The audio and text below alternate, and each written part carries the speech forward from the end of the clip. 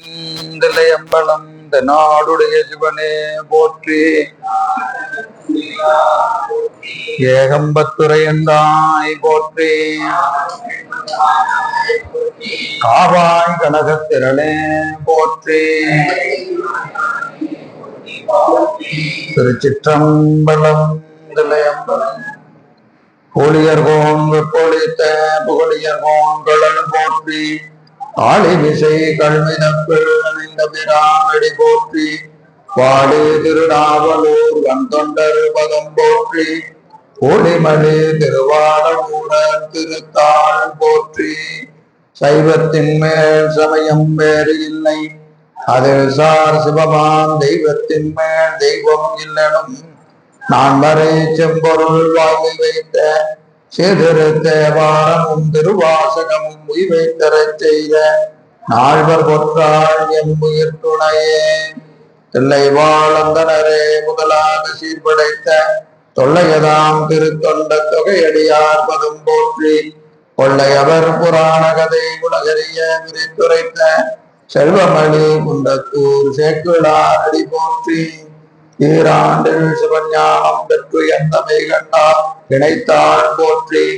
நாராண்ட பல்லடியார்க்கு அருள் புரிந்த அருள் நந்தி நற்றாள் போற்றி. நீராண்ட கலந்தை நகர் மறைஞான சம்பந்தர் நிலத்தாள் போற்றி. சீராண்ட தில்லை நகர் உமாபதியாகும் பதுமத்திருத்தாள் போற்றி போற்றி. திருச்சிற்றம்பலம் தில்லையம்பலம். திருநாவுக்கரசு வளரு திருத்தொண்டின் நெறிவானே வரிஞான தவ முனிவர் வாகீசர் வாய்மைதிகள் பெருடாமச்சி பரவலுருகின்றேன் பேருலகில் ஒரு நாவுக்கு உரை செய்ய ஒண்ணாமே உணராமே. திருச்சிற்றம்பலம் தில்லையம்பலம். எல்லாம் அல்ல கீர்த்தனை ஆண்ட எந்த பிரான் அருள்தரும் பன்னார் மொழி அம்மையுடன் அமர் திருநாவுடை பெருமானது திருவடி தாமரைகளை மனமொழிமைகளாலே வணங்கி அடியேனை இந்த சென்னரிலே ஆற்றுப்படுத்திய ஞானாசிரியர் பெருமக்களுடைய திருவடி தாமரைகளை மனமொழிமைகளாலே வணங்கி இந்த ஞான சிந்தனையை தொடர்ந்து செய்மெடுத்துக் கொண்டிருக்கின்ற அத்துணை அடியார் பெருமக்களுடைய திருவடி தாமரைகளையும் மனமொழிமைகளாலே வணங்கி மகிழ்கின்றேன். திருவருளும் குருவருளும் கூட்ட நம்முடைய அருள்நிதி சிவம் அருளி செய்த சிவஞான சித்தியாராகிய இந்த ஞான பண்புகளிலே நாம் கடந்த வகுப்புல 9வது நூற்பா, அதுல எத்தனாவது பாடல் வரைக்கும் பார்த்திருக்கிறேங்க? 298 முடிச்சாச்சு. 298 பாடல்கள் நாம் பார்த்திருக்கிறோம்.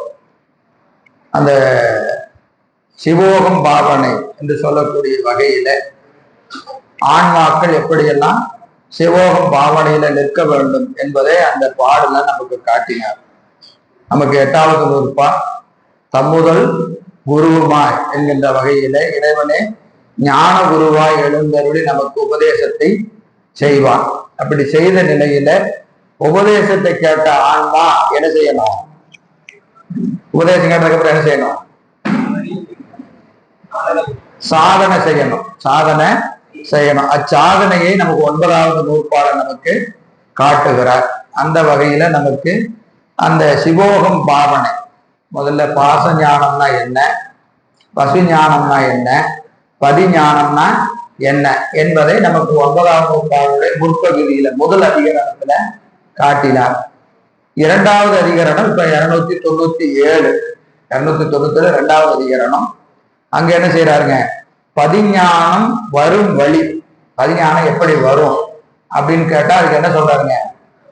குறித்து அடியில் நின்று அட்டகுணம் 8 சித்தி கோவனதன் முதல் வாழ்வு புலவுபகம் எல்லாம் வெறுத்து நெரு அறிவகையும் மேலோடு கீழடங்க, மேலோடு கீழடங்க, மேலோடு கீழெல்லாம் நிறுத்துவதோ குணமெல்லாம் தன்னை ஒருவருக்கும் நினைப்பறியான் நேர்பட வந்து எங்க உள்ளே வந்து, நேரேனா எப்ப வருவான்? நமக்கு முன்னாடி வந்து வருவான். ஆனா நமக்கெல்லாம் நேரம் வர மாட்டான். எங்க வருவான்? உள்ள வருவான். உள்ளனா எங்க? வயதுக்குள்ளையா? எங்க வருவான்? அறிவுக்குள்ள. அறிவுக்குள்ள பெருமான் வருவான். எப்ப வருவாங்கிறதுக்கு முன்னாடி சொல்லிட்டாரு. எப்ப வருவான்? குறித்து அடியில் நின்று, அடியில் நின்று எந்த அடியில போய் நிக்கிறது? மரத்துக்கு அடியிலையா? எங்க போய் நிக்கிறது? திருவடியில. திருவடியில போய் நிக்கணும்.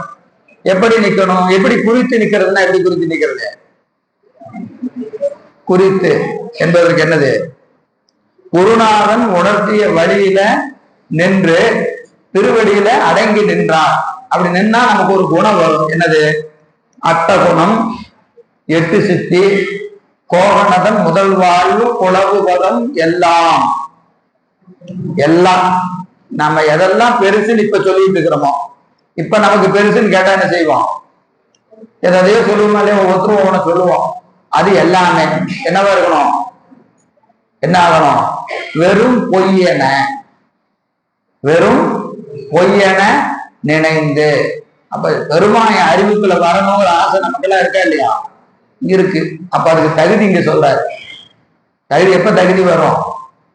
உலக வாழ்க்கை பொய், உலக வாழ்க்கை பொய், பிரம்மபதம் பொய், இந்திர பதம் பொய், திருமால் பதம் பொய், சித்தி என்ன சித்தி?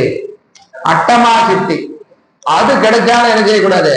வேண்டாயா, அதை வச்சுட்டு நான் என்னையா பண்றது அப்படின்னு சொல்லணும். அட்டமா சித்தியும் பொய், அட்டமா சித்தியும் பொய்.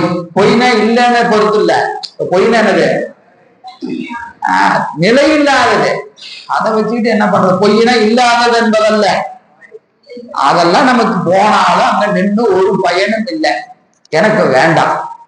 அது மாறிக்கிட்டே இருக்கும். ஒரு சாதனை செஞ்சீங்கன்னா உங்கள்கிட்ட இருக்கும், சாதனை விட்டீங்கன்னா கைவிட்டு போயிடும் இல்லையா? சம்பாதிச்சா நல்லா ஜாலியா இருக்கலாம். செலவு பண்ணினதுக்கு அப்புறம் என்ன செய்யணும்? திருப்பி சம்பாதிச்சுதான் ஆகலாம். எதுவும் நிலைச்சு நிற்காது, நிலைத்து எதுவும் நிற்காது. எனவே இதெல்லாம் என்ன செய்யணும்? வெறும் பொய்யென நினைந்திருக்க, பொய்யென நினைந்திருக்க, மேலோடு கீழ் இல்லா, மேலோடு கீழ் இல்லா அப்படின்னு என்னது? திருவாசகத்துல ஒரு வார்த்தை சொல்லுங்களேன். மேலோடு கீழ் இல்லா. திருவாசகத்துல அழகா எல்லாருக்கும் தெரிஞ்ச பாட்டு தான். ஆதியும் அந்தமும் இல்லா அருட்பெரும் சோதி.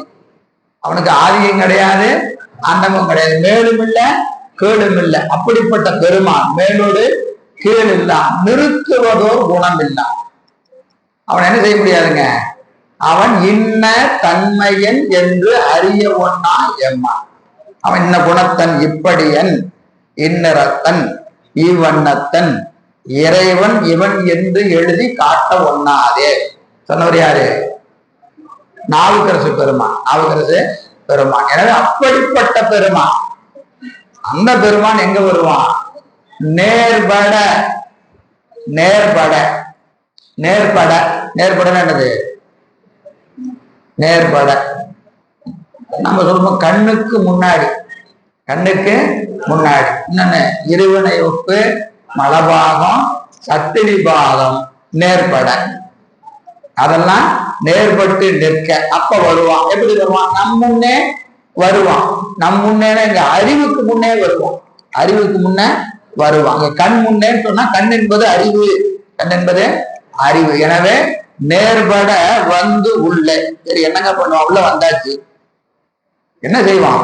பொறுப்பெரிய பேரன்பை அருளி, அவன் மீது அன்பு வருமாறு நமக்கு கருணை செய்வான். அப்ப நமக்கு அவன் மீது அன்பு இருக்குதுன்னு சொன்னா அந்த அன்பும் அவன் கொடுத்தது. நம்ம கிட்ட ஒண்ணும் கிடையாது. அவன் கொடுத்தாலும் அவன் மேல நமக்கு என்ன வரும்?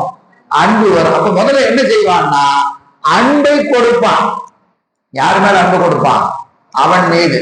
ஏன்னா அவன் மீது அன்பு எப்ப வரும்? ஒருவர் மேல நமக்கு அன்பு வருதுன்னு சொன்னா அதுக்கு என்ன காரணம்?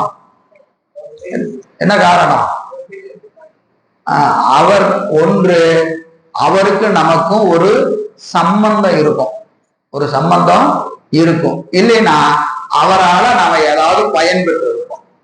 இந்த ரெண்டுல ஏதாவது ஒண்ணு. தாய்க்கு குழந்தை மேல என்ன இருக்கிறது? அன்பு இருக்கிறது. அதற்கு காரணம் என்னது?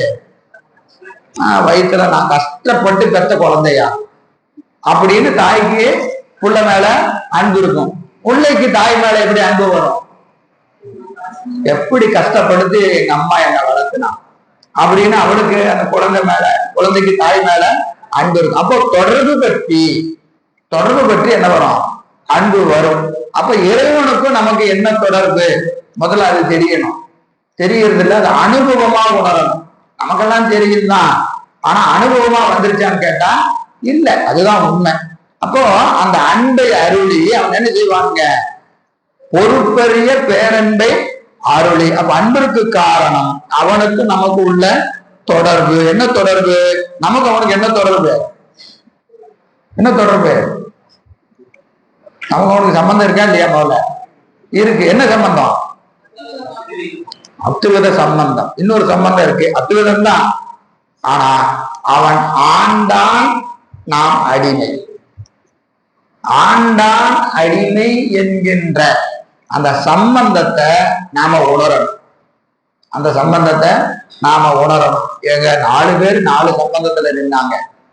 4 பேரு 4 சம்பந்தம் நின்னாங்களா இல்லையா? ஞான சம்பந்தர் என்ன சம்பந்தத்துல நின்னாரு? ஞான சம்பந்தர் தந்தை மகன் என்கின்ற உறவுல ஞான சம்பந்தர் நின்றார். நாவுக்கரசு பெருமான் ஆண்டான் அடிமையில நின்றார். நம்பி ஆரூரர் தோழமை நெறியில நின்றார். மணிவாசக பெருமான் ஆசிரியர் மாணவரோட நின்னார். அப்ப நம்ம இந்த 4லே நிக்கலாமே. 4ல எதுல வேணா நிக்கலாமா? நிக்கூடாதா? நிக்கலாமா இல்லையா? நிக்கலாம் தான். ஆனா நம்ம எங்க நிக்கணும்? ஆண்டான் அடிமையில தான் நம்ம நிக்கணும். மற்ற சம்பந்தங்கள்லாம் பெருமான் கொடுத்தது. இவங்க போய் சாமி இனிமே நீங்க எனக்கு அப்பா, நான் பையன் அப்படி வச்சுக்கோ அப்படின்னு நாம சொல்றது இல்லை. இது யார் சொல்லணும்? பெருமான் சொல்லணும். எல்லாருக்கும் பொதுவானது ஆண்டான் அடிமை. ஏன் அது சிறப்பானது? நமக்கு ஏன் அது சிறப்புன்னு கேட்டீங்கன்னா, அதான் உண்மையான சம்பந்தம். ஏன்னு கேட்டீங்கன்னா, அடிமைக்கு என்ன கிடையாது? கேள்வி கேட்கிற தகுதி கிடையாது. அடிமைக்கு என்ன கிடையாது? கேள்வி கேட்கிற தகுதி கிடையாது. என்ன செய்யணும்? நீங்க ஓனர்கிட்ட போய், சார் நானே தான் போகணுமா? கண்டிப்பா போகணுமா? நாளைக்கு போலாமா? அப்படி கேட்டா அவர் என்ன சொல்லுவாரு? ஏய் சொல்றதை செய். இந்த கேள்வியெல்லாம் என்ன கேட்டுட்டு இருக்காரு அப்படின்னு சொல்லுவாரா இல்லையா? அப்பா கிட்ட சொன்னா பையன் சொல்லுவான் 5 நிமிஷம். எல்லாத்துக்கும் டெம்ப்ளேட்டா ஒரு பதில் வச்சிருப்பாங்க. எல்லா வீட்லயும் அப்பாவோ அம்மாவோ ஒண்ணு சொன்னா என்ன செய்வாங்க? செய்ய மாட்டேங்கிறத நாசுக்கா சொல்றது. என்ன செய்யறது? 5 நிமிஷம். அப்படின்னு என்ன அர்த்தம்? இப்ப செய்ய முடியாது. நீங்க சாப்பிடுற 5 நிமிஷம், தூங்குடா 5 நிமிஷம், என்ன கேட்டாலும் 5 நிமிஷம் அப்படின்னு என்ன அர்த்தம்? சொன்ன உடனே செய்ய மாட்டேன். இதுதான் அப்பாவுக்கும் பையனுக்கு உள்ள உறவு.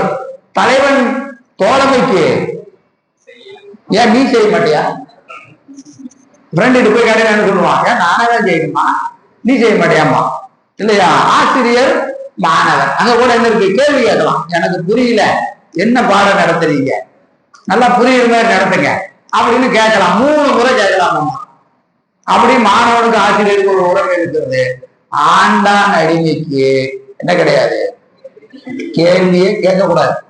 கேள்வியே போனா போகணும், நில்லுனா நிக்கணும், உட்காருனா உட்காரும். இதுதாங்க நமக்கு பெருமாட்ட வர வேண்டிய ஒழுக்கம். இந்த ஒழுக்கம் நமக்கு வரணும். இது ஒரு ஒழுக்கம். எதுங்க?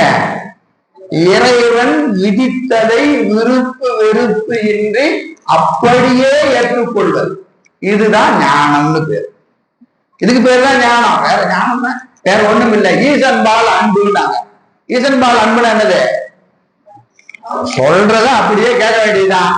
இப்ப நம்ம சொல்றோமா இல்லைங்களா? இறைவன் எனக்கு ஒருபோதும் என்னத்தை செய்ய மாட்டான், எனக்கு மாறானவற்றை அவன் ஒருபோதும் செய்ய மாட்டான். அவன் எது செய்தாலும் அதுல என்ன இருக்கும்? உயிரினுடைய நன்மை இருக்கும். இது நமக்கு புரிஞ்சிருச்சுன்னா நமக்கு என்ன வராது? விருப்பமும் வராது, வெறுப்பும் வராது. இது சொல்றது ரொம்ப எளிமை. சொல்ற ஆளு அதுல நிக்க போறதில்ல, கேட்கற ஆளு நிக்க போறது, அதான் உண்மை. ஆனால் இந்த நிலை வருவதுதான் நமக்கு நோக்கம். அதை நோக்கி நாம் பயணிக்க வேண்டும். அதை நோக்கி பயணிக்க வேண்டும். அப்பதான் அவன் எங்க வருவான்? அறிவுல வருவான். நேர்பட வந்து உள்ளே பொறுப்பெரிய பேரன்பை அருளி, பேரன்பை அருளி அதன் வழியே புகுந்திடுவேன். அதன் வழியே புகுந்துடு. எதன் வழிய? அன்பின் வழிய. அப்போ அன்பெனும் பிடியில் அகப்படும் மழை. அப்ப முதல்ல இறைவன் நமக்கு வரணும்னா முதல்ல என்ன வரணும்?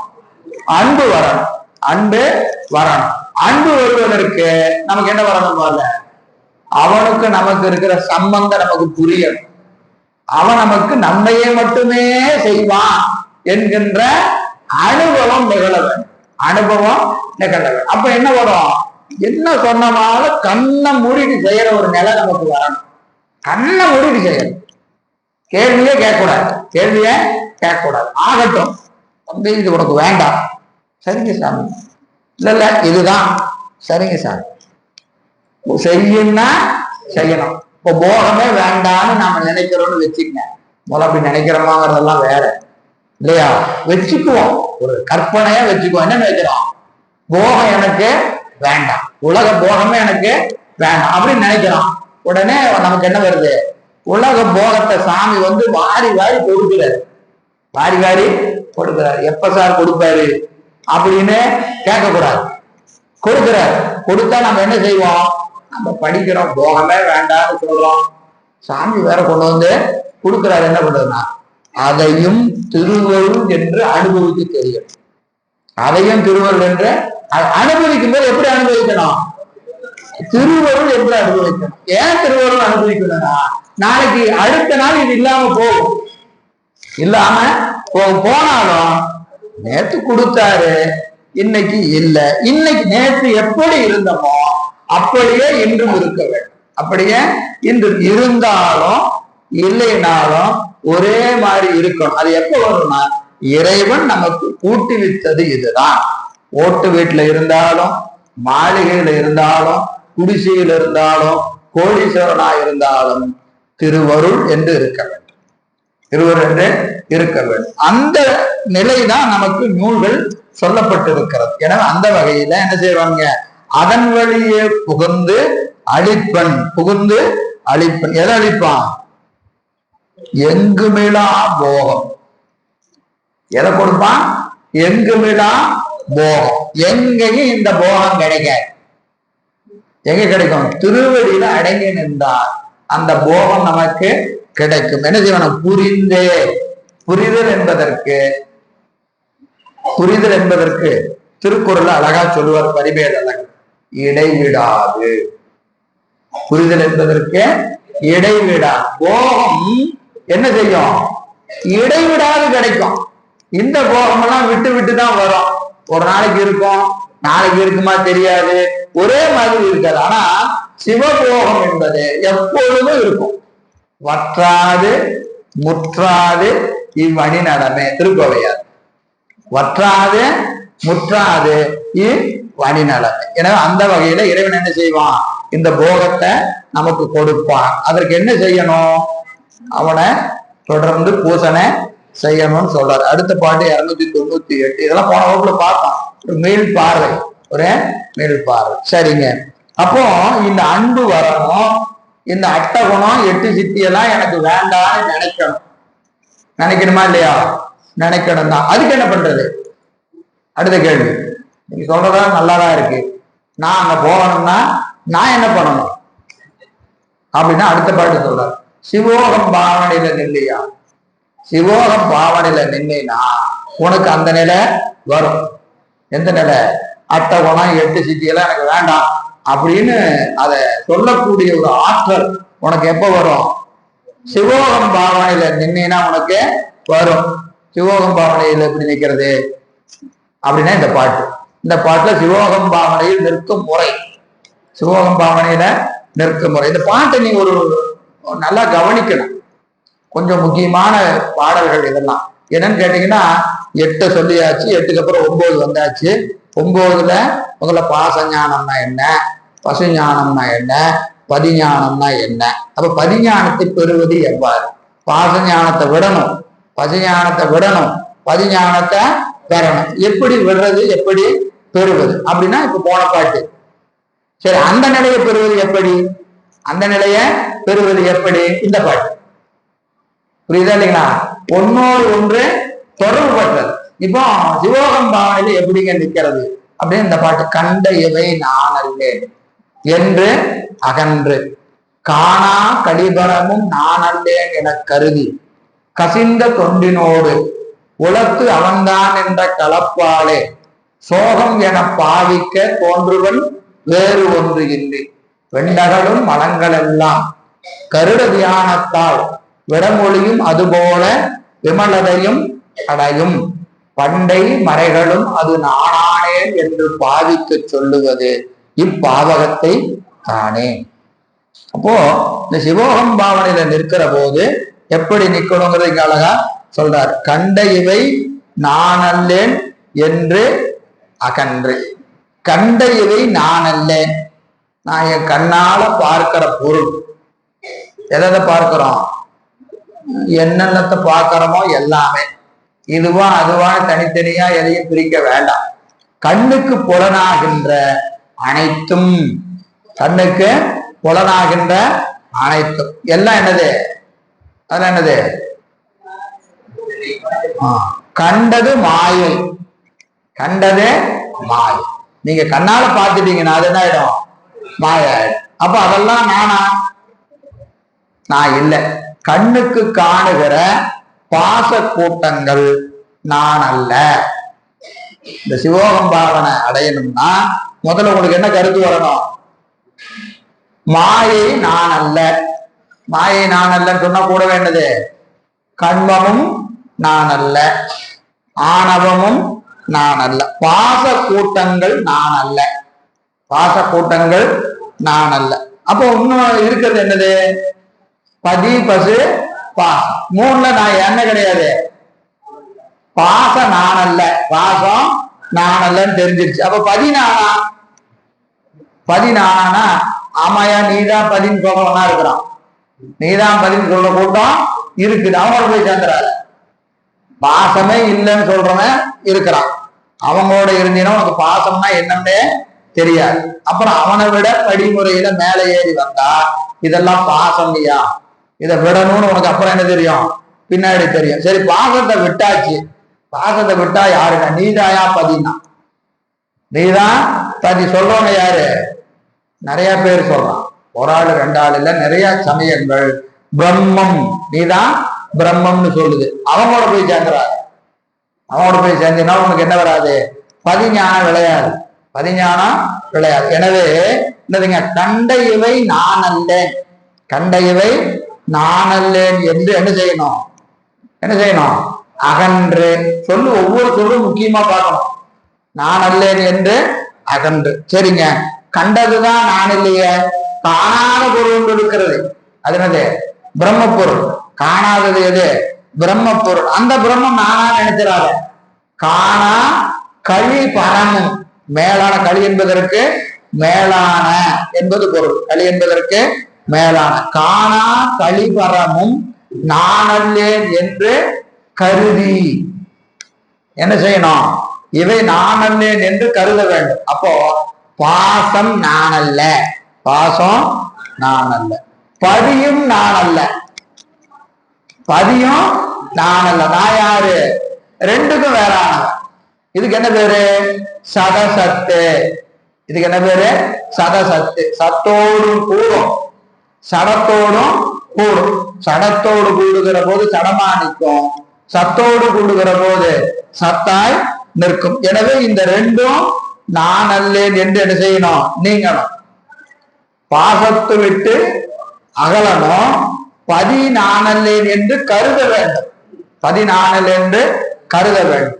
அப்படி கருதிய பிறகு நான் யாரு? இப்ப நான் யாரு? நான் பாசமும் இல்லை, பதியும் இல்லை. நான் யாரு? நான் அடிமை.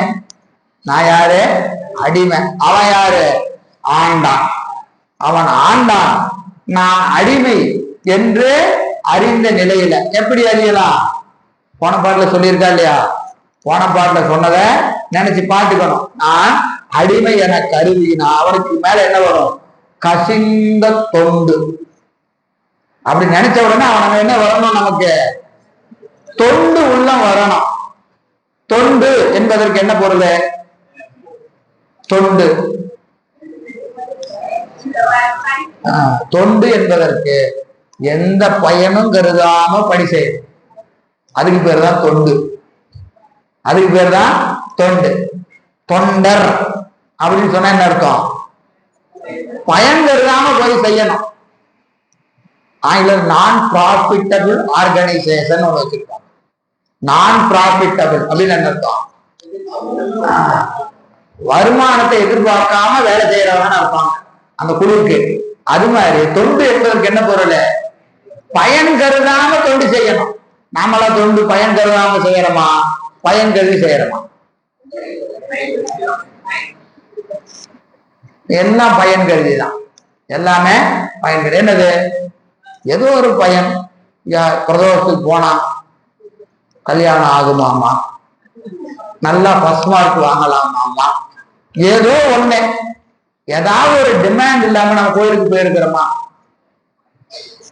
ஆனா முதல்லதான் போனோம் தெரியாம. இப்பவும் டிமாண்ட் தான். இப்பவும் டிமாண்ட், ஆன் டிமாண்ட் தான் எல்லாமே. அப்ப நம்ம தொண்டர்னு சொல்லக்கூடாது. நம்ம என்ன சொல்லக்கூடாது?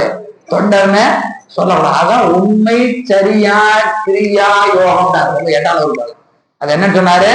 உண்மை சரியா கிரியா யோகம் என்று சொன்னார். நம்ம செய்வது என்னது? உபாயச்சரியை, உபாய கிரியை, உபாய யோகம். நாம செய்யறதெல்லாம் என்னது? உபாயம் தான். ஏன்னா என்னது? பயன் கேட்கிறோமா இல்லையா? உளவாரப்படி செஞ்சா என்ன சார் கிடைக்கும்? உளவாரம் படிச்சா செஞ்சா என்னது? திருவாசகம் படிச்சா என்ன கிடைக்கும்? திருவாசகம் படிச்சா என்ன கிடைக்கும்? கேட்கிறோமா இல்லையா? கேட்கிறோம். ஒரு 3 மாசம் 4 மாசம் போய் ஒன்னும் லைஃப்ல சேஞ்ச் இல்லைன்னு வச்சுக்கங்க. இந்த சாமி சரியில்லைங்க, சாமி சரியில்லை அப்படின்னு சாமியை மாற்ற வேண்டியதுதான் இல்லையா? எதை கொடுத்தாலும் அப்படித்தானே படிக்கிறோம். இன்னும் தப்பு இல்லை. படிநிலையில ஆமா அப்படிதான் வரும். இது படிநிலை தான். ஆனா இந்த செய்தி படிநிலையில இல்ல. இதெல்லாம் உச்சம். இதெல்லாம் உச்சம். அதனால கசிந்த தொண்டினோடும் அந்த தொண்டு உள்ளத்தோடு உளத்து அவன்தான் என்ற கலப்பாளே. உள்ளத்திலே அவன் கலந்த கலப்பு. என்ன கலப்பு? அத்துவித கலப்பு. அத்துவித கலப்பு. அப்ப நாம ஒண்ணு செய்யணும்னா அவனுடைய ஆணையின் வழிதான் ஆன்மா செய்யும். அவனும் நாமும் வேறல்ல. வேறல்லன்னா எப்படி? கலப்பினால. அவன் நம்ம விட்டு பிரிவதே இல்லை. இவை பொழுதும் என் நெஞ்சில் நீங்காத. நான் ஒண்ணு செய்யணும்னா நான் நினைக்கிற போதே அவன் அறிவுக்குள்ள நின்று என்னை இயக்கினாதான் அந்த வேலையை நான் செய்ய முடியும். இப்ப நான் செய்தேன்னு சொல்றதுக்கு வேலையே இல்லை. நான் செய்கிறேன் அப்படின்னு நமக்கு பெருமைக்கு பேசிக்கலாம். உண்மையில அவன் இருந்து அந்த காரண காரியங்களை எல்லாம் கூட்டி வைத்து ஒரு காரியம் நடக்கணும்னா என்ன செய்யணும்? காரண காரியங்களை கூட்டி வைக்கணும். கூட்டி வச்சாதான் அந்த காரியம் நடக்கும். அப்புறம் அது உள்ள நின்று அதை செய்யணும். அப்போ காரண காரியத்தையும் அவன் தான் கூட்டி வைப்பான். உள்ள நின்று அவன் தான் என்ன செய்வான்? இயக்குவான். ஒன்றாய் வேறாய் உடனாய் மூன்றாயும் இருந்து அவன் என்ன செய்கிறாங்க? இயக்குகிறான். அப்பதான் அந்த காரியம் நடக்கிறது. இதுல நான் செய்தேன்னு சொல்றதுக்கு எங்க காரணம் இருக்கு? இதுல ஏதாவது நமக்கு இது என்னுடைய பெருமை என்று சொல்வதற்கு ஏதாவது ஒரு வாய்ப்பு இருக்கிறதா? ஒரு வாய்ப்பும் இல்லை. இதுல நமக்கு எந்த ஒரு உரிமையும் இல்லை. அதனால இப்ப உதாரணத்துக்கு வச்சுக்கோ, என்னையே வச்சுக்கங்களேன். நான் வகுப்பு எடுக்கிறேனுங்க அப்படின்னு நான் சொல்றேன்னு வச்சுக்கங்க. சொல்றேன்னா முதல்ல உங்களை எல்லாம் கூட்டிட்டு வந்து இங்க உட்கார வைக்கிறது யாரு? பெருமான் தான். உங்களை எல்லாம் கூட்டிட்டு வந்து உட்கார வச்சிருக்குங்காடிதான் இங்க உட்காந்து நான் பேசிக்கிட்டு இருக்கேன். அவர் வடிவத்துல பெருமான் செய்யறாரு. அவர் வடிவத்துல பெருமான் செய்யறாரு இல்லையா? அதனாலதான் நீங்க வந்து இங்க உட்காந்து இருக்கிறீங்க. நீங்க யாருமே இல்லை. நான் என்ன போய் பேச முடியும்? பேச முடியுமா? அப்ப அதுக்கு என்ன செஞ்சிருக்கிறாரு? நான் ஒரு ஆள் பேசுறதுக்கு உங்களை எல்லாம் கூட்டிட்டு வந்து உட்கார வச்சிருக்கிறாரு இல்லையா? இதுவும் என்னோட பார்வையில் அப்படிதான் அதை பார்க்கணும். உங்க பார்வையில் எப்படி பார்க்கணும்?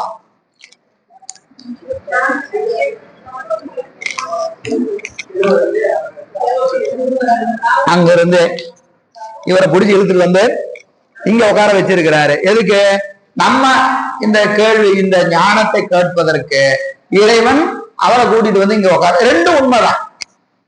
என்ன அறிவுல நிற்பதற்கு இது காரணம், உங்க அறிவுல நிற்பதற்கு அது காரணம். இப்ப இதெல்லாம் அவரவர் அறிவுல நின்று பெருமான் செய்து கொண்டு இருக்கிறேன். இதுல சொன்னேன்னு சொல்ற உரிமை எனக்கு கிடையாது, கேட்டேன்னு சொல்ற உரிமை உங்களுக்கு கிடையாது. எல்லாம் திருவருள் சம்மதம், திருவருள் சம்மதம். இது விளங்கிட்டா என்ன வரும் அப்படின்னு கேட்டீங்கன்னா, இறைவனை நினைந்து கண்ணீர் வரும். உண்மையாலே இதை உணர்ந்தா நமக்கு என்ன வரும்? கண்ணீர் வரும், வரணும். கசிந்த தொண்டினோடும் உலத்து அவன் தான் என்ற களப்பாலே சோகம் என பாவிக்க, சோகம் என பாவிக்க. சோகம் என்பதற்கு ஒன்றினிற்றல் சிவோகம் பாவனை. இந்த இடத்துல சிவோகம் பாவனை. எனவே சிவோகம் பாவனையில நிற்கணும். தோன்றுவன் வேறு ஒன்று இன்றி, வேறு ஒன்று இன்றி தோன்றுவன். பெருமான் எப்படி தோன்றுவான்? வேறு ஒன்று இன்றி தோன்றுவான். பிரிப்பின்றி நிற்கின்ற தன்மை விளங்கும். நமக்குள்ள பெருமான் பிரிப்பின்றி நிற்கிறான் என்பதை நமக்கு எப்ப விளங்கும்னா, சிவோகம் பாவனையில நின்னா விளங்கும். சிவோகம் பாவனையில நின்னா விளங்கும். எனவே சோகம் என பாவிக்க தோன்றுவன். எங்க தோன்றுவன்? அறிவுல தோன்றுவன். எது போல? வேறு இன்றி தோன்றுவன், வேறின்றி தோன்றுவன். அப்படி தோன்றிய நிலையில என்ன ஆகும்? விண்டு அகலும் மலங்கள் எல்லாம், மலங்கள் எல்லாம் நீங்கும். அறிவில் இருக்கிற ஆணவ மலம் நீங்கும், அறிவில் இருக்கிற ஆணவ மலம் நீங்கும். இந்த இடத்த நல்லா குறிச்சு வச்சுங்க. இந்த இடத்த அண்டர்லைன் பண்ணி புத்தகத்துல குறிச்சு வச்சுக்கங்க. இறைவன் அறிவுல விளங்கி தோன்றினால்தான் அறிவை மறைத்திருக்கிற ஆணவ மலம் நீங்கும். ஆணவ மலம் நீங்கும். ஆணவ மலம் நீங்குவதற்கு இதை தவிர வேறு வழி இல்லை. இருட்டா இருக்கிற இடத்துல வெளிச்சம் வரணும்னு என்ன செய்யணும்? விளக்கத்தான் ஏத்தி வைக்கணும், விளக்கத்தான் ஏத்தி வைக்கணும். இருட்ட விரட்ட இல்லாமா முறத்தை வச்சோ இல்ல ஏதாவது பெரிய டூல்ஸ் ஏதாவது வச்சு இருட்ட பூரா கூட்டி வெளியே தள்ளிட்டா வெளிச்சம் வந்துருமா? வராது. இருட்டு போகணும்னா என்ன வரணும்? ஒளி தோன்ற வேண்டும். ஒளி தோன்றாம இருள் போகவே போகாது, போகவே போகாது. அதுபோல அறிவை மறைத்திருக்கிற ஆணவமாகிய இருள், அறிவை மறைத்திருக்கிற ஆணவமாக இருள் போகணும்னு சொன்னா அங்கே சிவமாகிய ஒளி பிரகாசிக்க வேண்டும். சிவமாகிய ஒளி பிரகாசிக்க வேண்டும். அப்ப எங்க இருள் இருக்கிறது? எங்க இருக்கிறது? அறிவில் இருக்கிறது. அப்ப அறிவுல இருக்கிற இருளை நீக்கணும்னா ஒளி எங்க வைக்கணும்? அறிவுல தான் வைக்கணும். சிவம் எங்க தோன்றணும்? அறிவுல தோன்றணும். அறிவுல சிவம் தோன்றணும்னா எப்படி தோன்றுவாரு? சிவோகம் பாவனையில நின்றா தோன்றுவார். சிவோகம் பாவனையில நின்னாதான் சிவம் அறிவுல தோன்றும். அறிவு இதை தவிர வேற வழி கிடையாது. நீங்க புறத்துல செய்யக்கூடிய எந்த செயலிலும் அறிவுல சிவம் தோன்றாது, அறிவுல சிவம் தோன்றாது. இப்ப புறத்துல செய்யறதெல்லாம் வேஸ்டா? அடுத்த கேள்வி. இப்ப நம்ம எத்தனையோ செய்யறோமா இல்லையா? பூ பறிக்கிறோம், மாலை தொடுக்கிறோம், உளவாரம் செய்யறோம், திருவாசகம் பாடுறோம், இன்னும் இறைவனை நோக்கி எத்தனையோ செயல்கள் செய்யறோமா இல்லையா? இதெல்லாம் பயன் உடையதா பயன் இல்லாததா? என்ன பயன்? இந்த பக்குவத்தை அவை கொடுக்கும். சிவோகம் பாவனையில நிக்கிற பக்குவத்தை கொடுக்கறதுக்கு தான் இத்தனை வேலை. இத்தனை வேலையும் அதுக்குதான். புரியுதுங்களா? அதனால அதெல்லாம் வேண்டாம் அப்படி இங்க செஞ்சீங்கன்னா இது வராது. அதெல்லாம் செய்யணும், அதெல்லாம் செய்யணும். செஞ்சாதான் என்ன வரும்? முதல்ல அவன் ஆண்டா நாம் அடிமை என்கின்ற எண்ணமே அப்பதான் வரும். முதல்ல பயன் கருதி பூஜை செய்வோம், அப்புறம் அவர்தான் பயன் கருதாத பூஜை செய்யணும். சரிங்க, பயன் கருதா செய்து நாளையில இருந்து பயனே கருதாம பூஜை செய்யறேங்க அப்படின்னு சொல்லிட்டு எதுவுமே செய்யாம தான் விடுவோம். பெருமாண்ட போய் பூஜை செய்யணும்னா ஒன்னையும் கேட்காதீங்க அப்படின்னு சொன்னா நம்ம என்ன செய்வோம்? 4 நாள் கோயிலுக்கு போவோம். 5ஆவது நாள் என்ன செய்வோம்? கோயிலுக்கு போக மாட்டோம். ஏன்னா அங்க போய் தான் ஒண்ணும் கேட்க முடியாத. அப்புறம் அங்க எதுக்கு போகணும்? அங்க எதுக்கு போன என்ன செய்ய மாட்டோம்? கோயிலுக்கே போக மாட்டோம். படிநிலையில இறைவனிடம் விண்ணப்பம் செஞ்சு கேட்டு வாங்கி அவன் மீது பக்தி வரும். பக்தி அன்பாக மாறும். அன்பாக மாறிய நிலையில அவன்கிட்ட கேட்கணுங்கிற எண்ணம் இயல்பாகவே இல்லாம போகும். இயல்பாக ஆகும். அது இயல்பாக ஆகும். அந்த நிலை அன்பு மீதூரும். அன்பு மீதூரிய நிலையில ஆன்மா தொண்டு நெறியில நிற்கும். தொண்டு நெறியில நின்றால் சிவோகம் பாவனையில நிக்கலாம். இதெல்லாம் படிநிலை, எல்லாமே படிநிலை. எனவே விண்டகலும் மலங்கள் எல்லாம் எது போல? அதுக்கு ஒரு உதாரணம் சொல்றார். கருட தியானத்தால் விடமொழியும் அது போல. கருடோகம் பாவனையில நின்றால் பாம்பின் விடம் நீங்குவது போல சிவோகம் பாவனையில நின்னா ஆணவமலம் நீங்கும். அதுக்கு உதாரணம் சொல்லிட்டார். விண்டகளும் மலங்கள் எல்லாம் கருட தியானத்தால் விடமொழியும் அது போல விமலதையும் அடையும். விமலம் என்பதற்கு என்னதுங்க? விமலன் யாரு? விமலன் யாரு? பெருமான். ஏன் அவன் விமலன்? மலம் இல்லாதவன். அந்த மலமில்லாத தன்மையை ஆன்மா பெறும். விமலதை என்பதற்கு மலமில்லாத தன்மை. இதுவரைக்கும் எப்படி இருந்துச்சு? மலத்தோடு இருந்துச்சு. இப்போ சிவம் அறிவுல பிரகாசிச்ச உடனே மலம் நீங்கிருச்சு. மனம் நீங்கிச்சு. விமலதையும் அடையும். எனவே பண்டை மறைகளும் அது நானானேன் என்று பாவிக்கு சொல்லுவது இப்பாவகத்தை தானே. மறைகளில இந்த பாவனை சொல்லப்பட்டிருக்கு. இதெல்லாம் போன வகுப்புல உங்களுக்கு விரிவா நடத்தினேன். ஞாபகம் இருக்குங்களா? விரிவா நடத்தினேன். சிவோகம் பாவனைனா என்ன? அகம் பிரம்மாஸ்மி, தத்துவமசி என்று 3 மகா வாக்கியத்தை சொல்லி போன வகுப்புல நடத்தினேன். அதெல்லாம் அது போல மறைகளிலே சொல்லப்பட்டிருக்கிற பாவனை இப்பாவனையே. சிவோகம் பாவனையில அப்படிதான் இருக்கணும் என்று அந்த வேதங்கள் சொல்லி இருக்கின்றது. எனவே பண்டை மறைகளும் இது நானானே என்று சொல்லுவது இப்பாவகத்தை தானே. இந்த பாவனையை தான் வேதங்களும் கூறுகிறது என்று இந்த பாட்டுல சொல்றார். அடுத்த பாட்டு பாருங்க. சரி, இப்போ இந்த பாடலின் வழி நாம என்ன செய்யணும்? சிவோகம் பாவனை செய்யணும். சரிங்க. அடுத்த கேள்வி, சிவோகம் பாவனை செய்யறது எப்படி? முதல்ல அடிமைத்தரத்துல நிக்கணும். அவன் அறிவுல விளங்கி நிக்கணும்னா சிவோகம் பாவனை செய்யுங்கன்னு சொல்லிட்டாரு. சரி, சிவோகம் பாவனை எப்படி செய்யறது? அடுத்த கேள்வி வருதா இல்லையா? சிவோகம் பாவனை நின்னா அறிவுல சிவம் பிரகாசிக்கும். அப்ப சிவோகம் பாவனை எப்படி நிக்கிறது?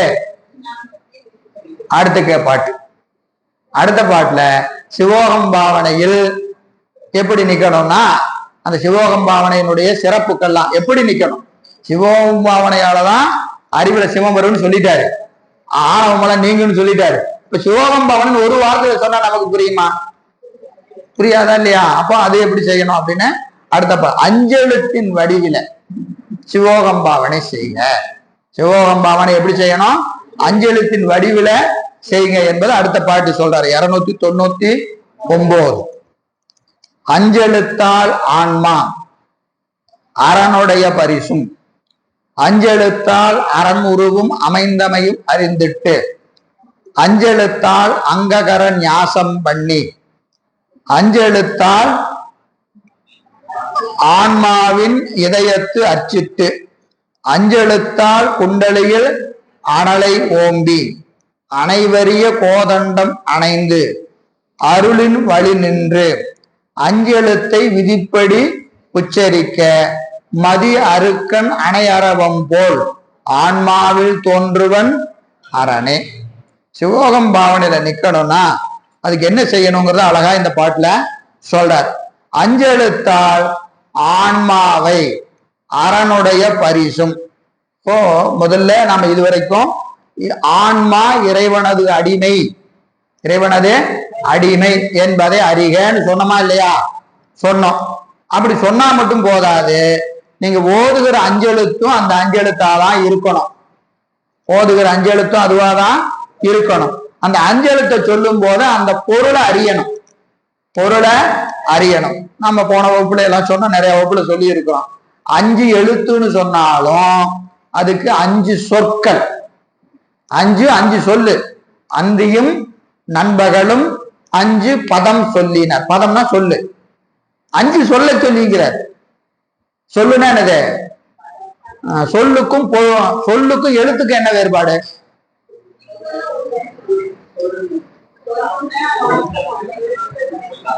எழுத்துக்கு பொருள் கிடையாது.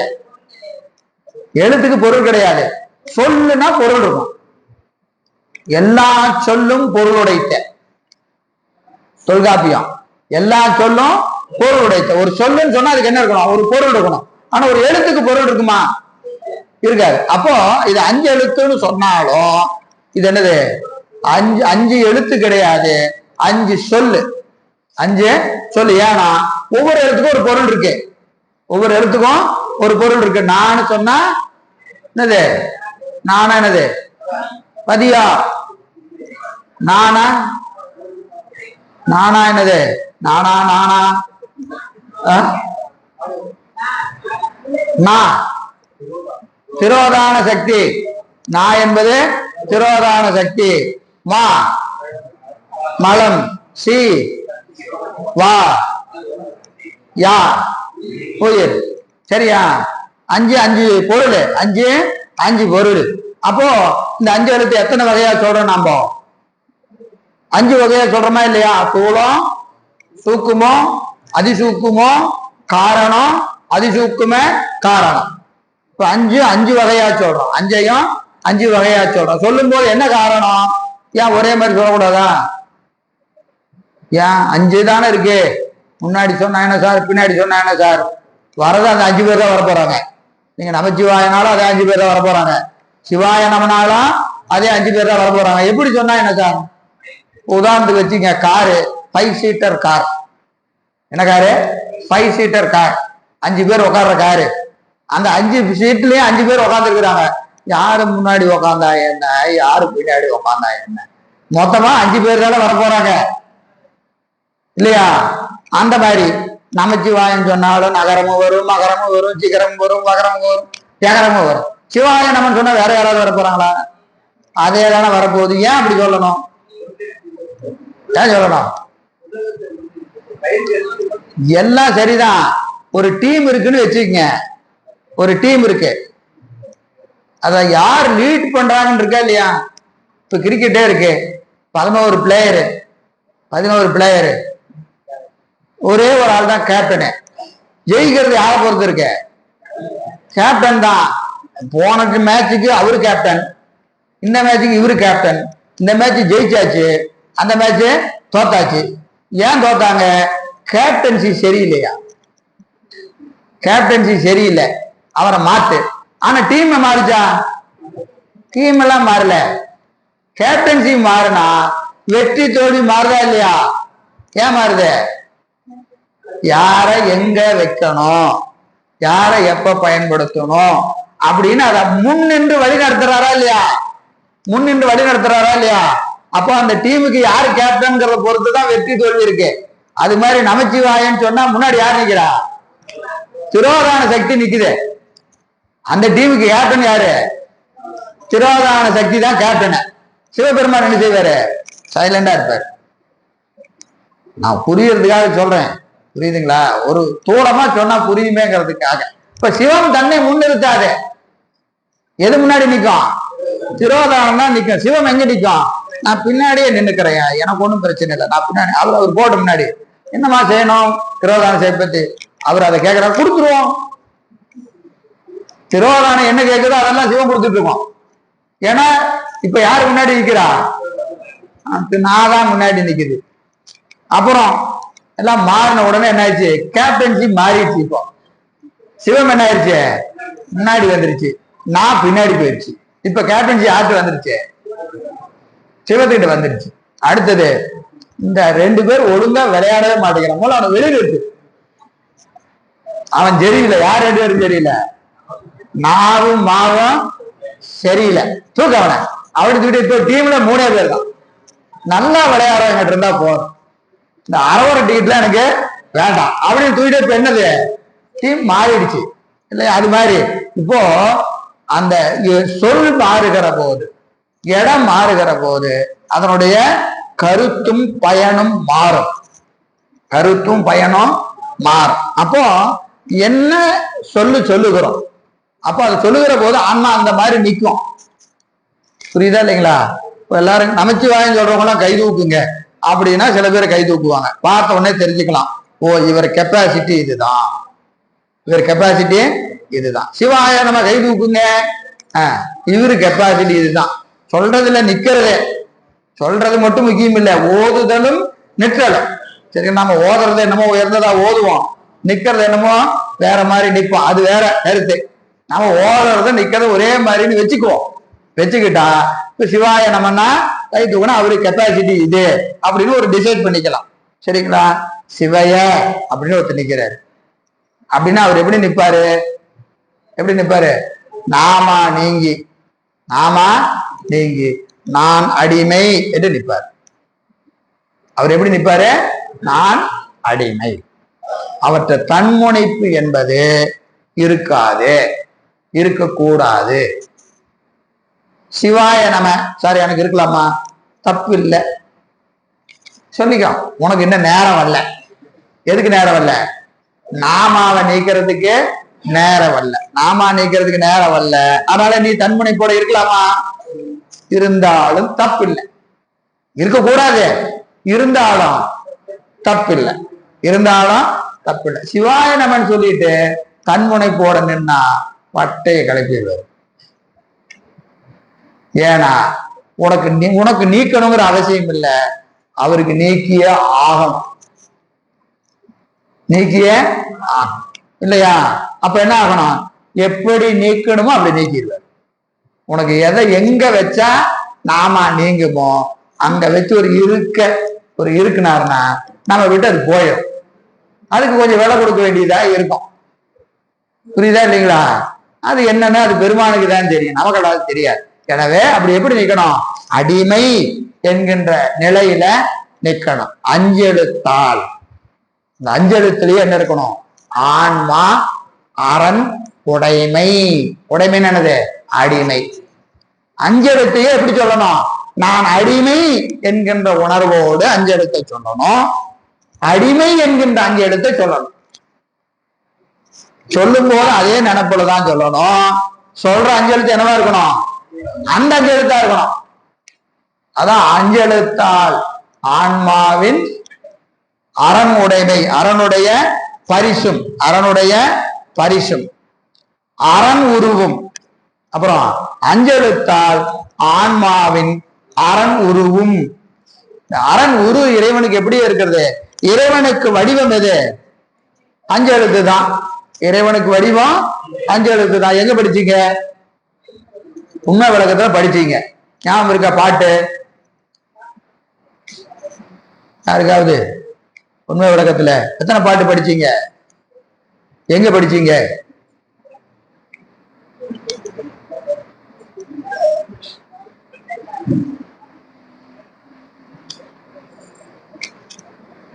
எத்தனை பாட்டு தான் படிச்சீங்க? அஞ்செழுத்து. அஞ்செழுத்து இறைவனுடைய வடிவம் அப்படின்னு எத்தனை பாட்டு படிச்சீங்க? நாங்க போன வருஷம் நடத்தின பாடத்தை கேக்குறீங்க அப்படியா? ஆடும்படிக்க நல் அம்பலத்தான் ஐயனே நாடும் திருவடியிலே நகரம், கூடும் மகரம் உதரம், வளர்த்தோள் சிகரம், பகரும் முகம் வா முடியா. ஆடும்படிக்கேள் நல் அம்பலத்தான் ஐயனே நாடும் திருவடியிலே நகரம், கூடும் மகரம் உதரம், வளர்த்தோள் சிகரம், பகரும் முகம் வா முடியா. இதன் அஞ்செழுத்து நமசிவாய. இறைவன் நமச்சிவாய என்கின்ற அஞ்செழுத்தை தனக்கு வடிவமாக கொண்டு தோன்றுவான். அவனுக்கு அது வடிவமா நிக்கும்னு ஒரு பாட்டு. எதுல? உண்மை விளக்கத்துல. இன்னொரு பாட்டு, சேர்க்கும் துடி சிகரம் சிற்கனவா வீசுகரம் ஆர்க்கும் யகரம் அபயகரம் பார்க்கில் இறக்கி அங்கி நகரம் அடிக்கீழ் முயலகனார் தங்கும் மகரம். இதுதான் சிவாய நம. சிவய சிவை என்பது சொல்ல முடியாது, சொல்ல முடியாது. அது வடிவம் கடந்த திருமேனி, வடிவம் கடந்த திருமேனி. இந்த ரெண்டு வடிவம் அருவம் அருவுருவம், அருவம் அருவுருவம் ரெண்டு எதுக்கு உண்டு? சிவலிங்க திருமேனிக்கு உண்டு, நடராஜ திருமேனிக்கும் உண்டு. இந்த ஓம் நமசிவாய என்பதும் சிவாய நம என்பதையும் நடராஜ திருமேனியிலும் பார்க்கலாம், சிவலிங்க திருமேனியிலும் பார்க்கலாம், ரெண்டுலையும் பார்க்கலாம். நமக்கு பாடத்துல இருக்கிறது எது? நடராஜ திருமேனி தான் பாடத்துல இருக்கு, சரியா? அதே மாதிரி சிவலிங்க திருமேனியிலும் பார்க்கலாம். அப்படின்னு பார்க்கிற ஒரு வழக்கம் உண்டு, அதெல்லாம் விட்டுருங்க, அது இப்ப வேண்டாம்.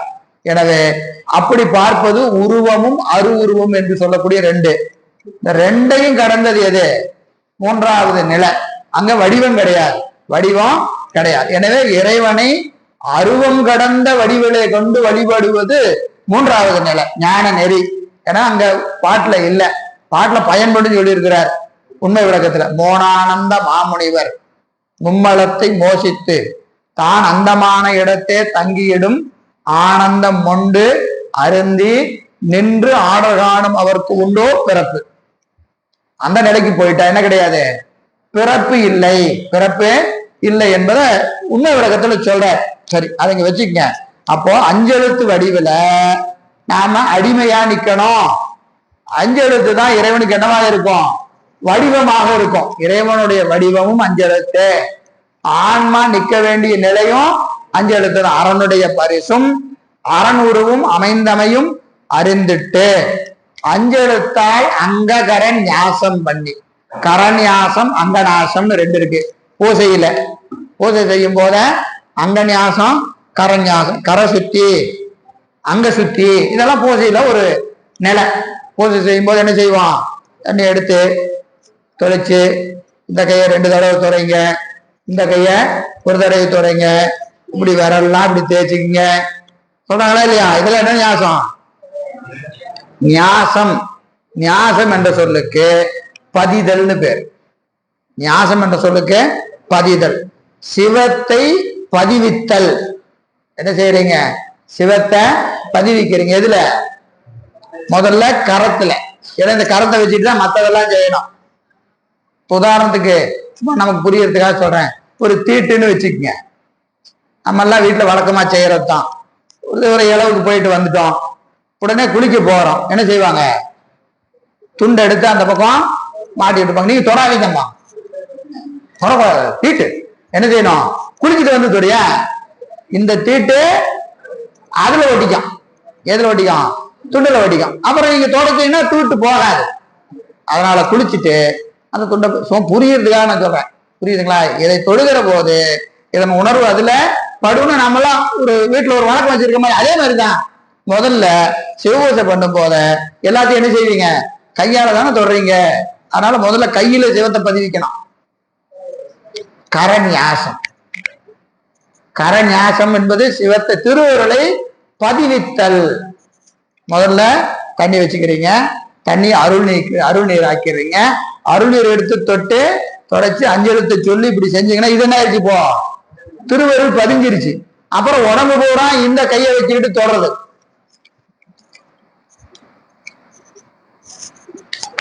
நடக்குதா இல்லையா பூஜையில? அதெல்லாம் என்னது? உடம்ப கோயிலாக்குறது. முதல்ல கைய திருவருளை பதிய வச்சு அப்புறம் உடம்ப பூரா திருவருளை பதிய வைக்கிறது. இப்போ உடம்பு என்ன ஆயிடுச்சு? திருவருள் விளங்கி. இதெல்லாம் பாவனை. இப்படி செஞ்சுட்டு ஆயிருமா அப்படின்னு கேட்டா ஆவதாக பாவிக்க வேண்டும், ஆவதாக பாவிக்க வேண்டும். அப்படி பாவிக்க பாவிக்க பாவிக்க நாடகத்தால் உன் அடியார் போல் நடிச்சு. ஏன் நடிச்சு? நடிச்சின்னா நீ அது ஆயிருவ. நீ எதாக நினைக்கிறாயோ அதாக நீ ஆவாய். எண்ணம் போல் வாழ்வு. எண்ணம் போல் அப்ப நீங்க பாவிக்க பாவிக்க பெருமாள் என்ன செய்வாரு, இந்த உயிர் விரும்புதியா, இந்த உயிரை விரும்புவற்று பெருமான் கொடுப்பான். நாம பெருமாண்ட எதையோ விரும்பி கேட்கிறோமே, என்னைக்காவது பெருமாண்ட போய் பெருமானை நான் உண்மையாக பூஜிக்க வேண்டும், நூல்கள்ல சொல்லி இருக்கிற மாதிரி நான் உன்னை பூஜிக்கணும், ஒரு நாளாவது பூஜிக்கணும் அப்படின்னு கேட்டிருக்கிறோமா? கேட்டோம்னா, தினமும் கேட்டோம்னா, இவன் பல்கால் என்னை அழைத்தான், இவன் அழைப்பு ஒளியான் என்று சிவம் எதிர்படும்.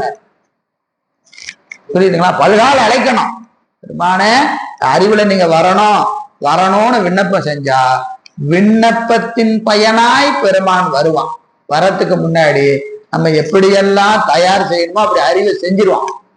அறிவை திருத்தி திருத்தி திருத்தி என் சிந்தை இடங்கொள் கைலாயம், சிந்தை இடங்கொள். அதுக்கு முன்னாடி என்ன செய்வான்? திருத்தி திருத்தி இந்த அறிவை திருத்துவான். அறிவை திருத்தி என்ன செய்வான்? அறிவுக்குள்ள வருவான். புரியுதுங்களா? அப்ப அதெல்லாம் செய்வதற்கு இந்த சிவோகம் பாவனை ரொம்ப முக்கியம். எனவே என்னதுங்க, அஞ்செழுத்தால் அங்ககர ஞாசம் பண்ணி, அங்ககர ஞாசம் பண்ணி ஆன்மாவில் அஞ்செழுத்தால் இதயத்தை அர்ச்சித்து பூசை செய்யக்கூடிய இடம் சொல்றார். 3 இடத்துல பெருமான பூசிக்கணும், 3 இடத்துல பூசிக்கணும். ஒன்று இதயத்தானம், அடுத்தது இந்த நாபி ஓமத்தானம், இது பூசாத்தானம்னு பேரு, இது பூசைத்தானம். இதயம், நாபி, புருவ நடு 3 இடம். அகப்பூசையில பெருமானை எங்கெங்க பூசிக்கணும்? இதயத்துல பூசிக்கணும், இந்த நாபியில பூசிக்கணும், புருவ நடுவுல பூசிக்கணும். இந்த பூசணை 3. ஒன்று இங்க என்னதுங்க, இங்க அர்ச்சனை, இங்க இதயத்தானம் என்பது பூசாத்தானம்னு சொல்லுவாங்க, பூசை செய்யற இடம். இதயம் என்பது பூசை செய்கிற இடம். பூசை செஞ்சு முடிச்சதுக்கு அப்புறம் அவனுக்கு வேள்வி செய்யணும், வேள்வி செய்யணும். அதனால இந்த உந்தி என்பது ஓமத்தானம்னு பேரு, ஓமத்தானம். உந்தி ஓமத்தானம். புருவ நடு தியானத்தானம், தியானம் செய்யணும் பெருமான். பெருமான் இங்க தியானம். அகப்பூசை என்பது 3 பிரிவுகளை உடையது. அதுக்குள்ளேயே 3 சேர்ந்ததுதான் அகப்பூசை. முதல்ல பெருமான் என்ன செய்யணும்? இதயத்தானத்துல எழுந்தருளை செய்து அவனை பூசிக்கணும், அவனை பூசிக்கணும். பூசை முடிஞ்சிருச்சு. பூசைனா என்னது? அபிஷேகம் எல்லாம் பண்ணணும். அபிஷேகம் பண்ணி தீபதூப நைவேத்தியம் எல்லாம் காமிச்சு நீங்க புறத்துல எப்படி செய்வீங்களோ அப்படியெல்லாம் செய்யணும். செஞ்சதுக்கு அப்புறம் என்ன செய்யணும்? அவனுக்கு வேள்வி செய்யணும், வேள்வி செய்யணும். அது வேள்விக்கு உண்டான இடம் எது? இந்த நாபித்தானம். நாபித்தானம் இந்த தொப்புள் இருக்கா இல்லையா, தொப்புள்கிட்ட அவனுக்கு வேள்வி செய்யணும். வேள்வி முடிஞ்சதுக்கு அப்புறம் தியானம் இங்க புருவ நடுவுல பண்ணணும். இந்த 3 சேர்ந்ததுதான் என்னது? அகப்பூசை என்று சொல்லப்படும். எனவே அதான் இங்க சொல்றாரு, ஆன்மாவின் இதயத்து அர்ச்சித்து அஞ்செழுத்தால் குண்டலியில் அனலை ஓம்பி, அனலை ஓம்பி. இந்த குண்டலி, இங்க நெருப்பு என்னதுங்க? குண்டலிய சக்தி.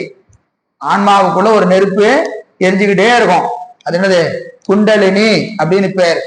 இங்க இருக்கும் அது, இங்க மூலாதாரத்துல எரிஞ்சிட்டு இருக்கு. மூலாதாரத்து 3 கனலை காலால் எழுப்பும் கருத்தறிவித்து. காலால் எழுப்பும் கருத்துன்னு என்னது? காற்றால. காலாலன்னா காலை கொண்டு உள்ள வைக்கிறதுன்னு நினைக்க கூடாது. கால் என்பதற்கு காற்று. உள்ள இருக்கிற அந்த நெருப்பு என்ன செய்யணும்? மூச்சு காற்றை நெருப்படுத்தி, மூச்சு காற்றை நெறிப்படுத்தணும். அதுக்கு என்ன செய்யணும்? பிராணாயாமம் பண்ணணும். பிராணாயாமம் பண்ணணும்.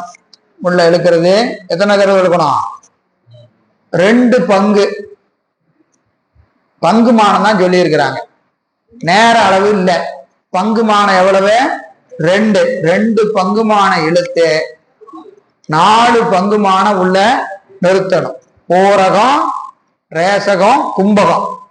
பூரகம்ங்கிறது இழுக்கிறது, இழுத்தீங்கன்னா பூரகம். அது எத்தனை பங்கு? 2 பங்கு.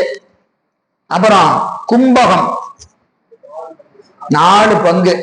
4 பங்கு உள்ள காத்த நிறுத்தணும். அப்புறம் 1 பங்கு வெளியே விடணும். 1 பங்கு வெளியே விடணும். பூரகம், கும்பகம், ரேசகன்னு வடமொழி சொல்லுவாங்க. அதெல்லாம் புரியாடி பரவாயில்ல. உள்ள இழுக்கிறது நிறுத்துறது, வெளியே விடுறது. அவ்வளவுதான். அதுக்கு சொல்லுதான் அது, வேற ஒண்ணும் இல்லை. அப்போ 2 பங்கு உள்ள இழுத்து 4 பங்கு நிறுத்தி 1 பங்கு வெளியே விடணும். இது பிராணாயாமம்னு பேரு. பிராணாயாமம்னு பேர். இப்படி இந்த பயிற்சி செய்கிற போது நமக்கு என்ன ஆகும்? இந்த குண்டலினிய சக்தி மேலெழும்பும். ஒரு மூலாதாரத்துல ஒரு பாம்பு சுருண்டு கிடக்குது, அந்த பாம்பை எழுப்பணும். அது என்ன செய்யும் அப்படின்னு கேட்டீங்கன்னா, நாடி, இடகலை, பிங்களை, சுழுமுனா நாடின்னு 3 நாடி இருக்கு. நம்ம முதுகு தண்டு இருக்கா இல்லையா, முதுகு தண்டுக்கு 2 பக்கம் இந்த நீங்க விநாயகத்தை பாத்தீங்கன்னா இந்த பாம்பு இப்படி இருக்குமா இல்லையா, பின்னாடி விநாயகருக்கு பின்னாடி அன்னைக்கு போன வகுப்போட சொன்னோம். இதேதான். இது நடுவுல ஒரு கோடு இருக்கும், அதான் முதுகு தண்டு. அதான் முதுகு தண்டு. இந்த முதுகு தண்டினுடைய உச்சி எது? இந்த புருவ நடு. சரிங்களா? அடிப்பாகம் மூலாதாரம். மூலாதாரத்துல குண்டலினி இருக்கும், குண்டலினி இருக்கும். அதெல்லாம் பத்திரமா அப்படியே வச்சிருக்கிறோம், பயன்படுத்துறது யாரும் கிடையாது. ஏன்னு கேட்டீங்கன்னா, குண்டலினுடைய சக்தி அபரீதமான சக்தி, அபரீதமான சக்தி. அது என்ன செஞ்சிட்டு இருக்குது? உடம்புக்குள்ள தூங்கிட்டு இருக்குது, உடம்புக்குள்ள தூங்கிட்டு இருக்குது. அதை யாரும் பயன்படுத்துறது இல்லை பெரும்பாலும். சரிங்களா? அந்த மூச்சு பயிற்சி செய்கிற போது என்னாகும்? அந்த சக்தி மேலெழும். மேலெழுகிற போது எப்படி எழும்புன்னு கேட்டீங்கன்னா, முதுகு தண்டுக்கு நடுவுல மயிரோட இலை போல ஒரு ஓட்டம் இருக்கான். நடுவுல நடுவுல என்ன இருக்கு? மயிரிலை போல ஒரு ஓட்டை இருக்கு. எங்க இருந்து? மூலாதாரத்துல இருந்து புருவ நடு வரைக்கும் அந்த அப்படியே நடுவுல அந்த ஓட்டை இருக்கு. அது பயன்படுத்தாம என்ன ஆயிருக்கும்? தூந்து போயிடும், அப்படியே அடைச்சிருக்கும், அந்த நடுவுல அடைச்சிருக்கும். மூச்சு பயிற்சி தொடர்ந்து செய்ய செய்ய செய்ய என்ன ஆகும்? அது இங்க நீ கும்பகம் பண்றமா இல்லையா, மூச்சு என்ன செய்யறீங்க? அமைச்சு பிடிச்சிடுறீங்க. இதெல்லாம் தக்க ஆசிரியர் கொண்டு பயில வேண்டும். இங்க சொல்லிட்டு நாளைக்கு போய் மூக்க முட்டிக்கிட்டு ஏதாவது பண்ணிடாதீங்க. சரியா? மூச்சு பயிற்சி என்பது தக்க ஆசிரியர் கொண்டு பயில வேண்டும். நான் நூல்ல இருக்கிறது சொல்லிக்கிட்டு இருக்கிறேன். நீங்க ஏதாவது போய் மூக்க பிடிச்சி ஏதாவது வம்ப கொண்டு வந்து விட்டுறாதீங்க. மெல்ல மெல்ல மெல்ல மெல்ல பண்ணணும், மெல்ல மெல்ல பண்ணணும். ஏன்னா எப்பவுமே ஒரு வகுப்புல சொல்லும் போது நான் அவர் சொன்னாருன்னு செஞ்சேன், எனக்கு இப்படி ஆகி போச்சு அப்படிலாம் சொல்லக்கூடாது. புரியுதுங்களா? பயிற்சி செஞ்சு செய்யணும். இதெல்லாம் ஒரு நாள்ல எதுவும் வராதுங்க. ஒன்று நல்லா ஞாபகம் வச்சுங்க, எதுவுமே ஓவர் நைட்ல ஒன்றும் நடந்துடாது. புரியுதா இல்லைங்களா? எல்லாத்துக்கும் என்ன வேணும்? முறையான பயிற்சி. எல்லாத்துக்கும் முறையான பயிற்சி. இது செய்யறதுக்கு முன்னாடி உடல் பயிற்சி கொஞ்சம் செய்யணும். யோகாசனம், சில ஆசனங்கள்லாம் செய்யணும். அதெல்லாம் செஞ்சாதான் இதெல்லாம் வரும். முதல்ல முதுகு தண்டு நேரா நிக்கணும், முதுகு தண்டு நேரா நிக்கணும். அதுக்கு ஆசனம் செய்யணும், ஆசனம் செய்யணும். அதெல்லாம் செஞ்சாதான் முதுகு தண்டு நேரா நிற்கும். இதெல்லாம் நூல்ல சொல்லி இருக்கிறாங்க. சரியா? அப்போ அந்த நடுவுல மூலாதாரத்திலிருந்து அந்த குண்டலினி சக்தி என்ன செய்யணும்? மூச்சு அடைக்க அடைக்க இந்த ஓட்ட வழியா மேல ஏறி இங்க வரும். அப்ப குண்டலினி இங்கிருந்து எங்க வரும்? மேல ஏறி வரும். வருகிற போது அமிர்த கலசம். அதனாலங்க அமிர்த கலசம் இங்க எங்க இருக்கு? இங்க இருக்கு. இது வந்து நேர குண்டலி போய் அமிர்தத்தை அப்படி முட்டுமா. முட்டின உடனே என்ன ஆகும்? இந்த பானை உடையும். ஒரு கற்பனை அப்படியே பண்ணிக்கங்க. இது போய் மேல அமிர்த கலசத்தை முட்டின உடனே அது என்ன ஆகும்? அது அப்படியே பானை உடைஞ்சு உடம்பு பூரா அமிர்த பொழிவு, அமிர்த பொழிவு ஆகும். இந்த உடம்பு என்ன ஆயிரும்? சுத்தமாயாகாரிய உடம்பா மாறிடும். உடம்பு வேற உடம்பு ஆயிரும், வேற உடம்பா ஆயிரும். அதெல்லாம் யோகத்துல சொல்லப்பட்டிருக்கிறது, யோகத்துல சொல்லப்பட்டிருக்குது. இதெல்லாம் நீங்க செஞ்சா செய்யலாம், செய்யலனாலும் 5 எழுத்தை வச்சு செஞ்சீங்கன்னா இதெல்லாம் இயல்பா அதுவா நடக்கும். 5 எழுத்து இதையெல்லாம் செய்யும். எப்பவுமே சில சாதனைகள் என்பது 2 வகையா பெறலாம், 2 வகையா பெறலாம். அதற்கு ஒன்று இது போல சாதனை செய்யறது, இன்னொன்று மந்திரம் சொல்றது. மந்திரம் சொல்லியும் அந்த பயனை பெறலாம், சாதனை செஞ்சும் பயன் பெறலாம். சாதனை செய்யறது ஒரு பக்கம், மந்திரம் சொல்றது ஒரு பக்கம். இது நம்ம 5 எழுத்து மந்திரத்தை சொல்ல சொல்ல சொல்ல சொல்ல இந்த நிலையும் கடந்து நம்ம போகணும். இப்ப நான் சொல்ற நிலை இது இல்ல, இதையும் கடக்கணும். ஆனா அதுக்கு முன்னாடி இதெல்லாம் வரும், அதுக்கு முன்னாடி இதெல்லாம் வரும். அந்த வகையில என்ன செய்யணுங்க? அந்த 5 எழுத்தை சொல்லி என்ன செய்யணும்? கோதண்டம் அணைந்து அனலை ஓம்பி, குண்டலையில அனலை ஓம்பி, கோதண்டம்னா புருவ நடு, கோதண்டம் இருக்கு புருவ நடு, அங்க கோதண்டம் அணைந்து அருளின் வழி நின்று. இதையெல்லாம் அருள்வழி நின்று செய்யணும், ரொம்ப முக்கியம். அருள்வழி நின்று செய்வது. அருள்வழி நின்று செய்வது என்னது? அருள்வழி நின்று செய்வது அது எப்படிங்க அருள்வழியா செய்யறது?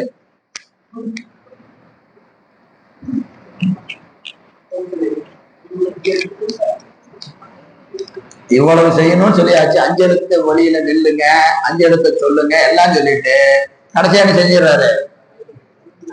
அருள்வழி நிக்கணும்ட்டாரு. நான் செய்கிறேன் முனைப்பு இல்லாம செய்யணும். நான் செய்கிறேன் முனைப்பு இல்லாம செய்யணும். நமக்கெல்லாம் அது வந்துருமா வராதா? வரும். பூசை செய்யறோம்னு வச்சுக்கங்க, ஒரு 10 நாள் 15 நாள் பூசை சூப்பர் அருமையா நடக்குதுன்னு வச்சுக்கங்க. பூசை ஆனந்தமா நடந்துட்டு இருக்குது. நான் என்ன செய்வோம்? நான் எப்படி பூசை பண்ணுவேன் தெரியுமா?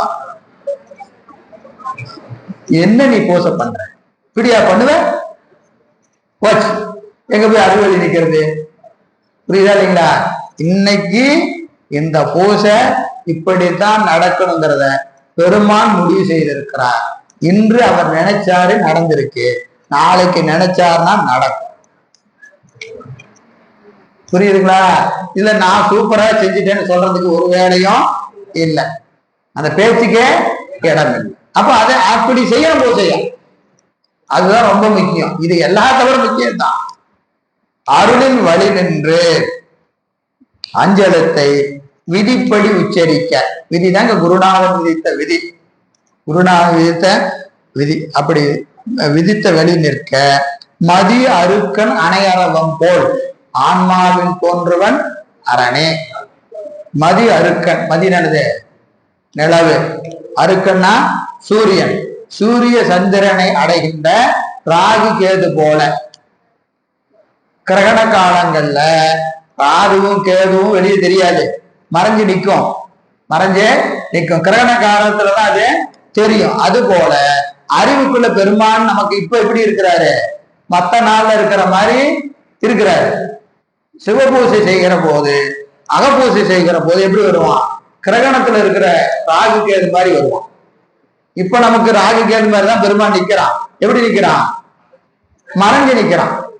பூஜை பண்ணும் போத அதேதான் நிக்கிறான். எப்படி நிக்கிறான்? வெளிப்பட்டு நிற்பான்.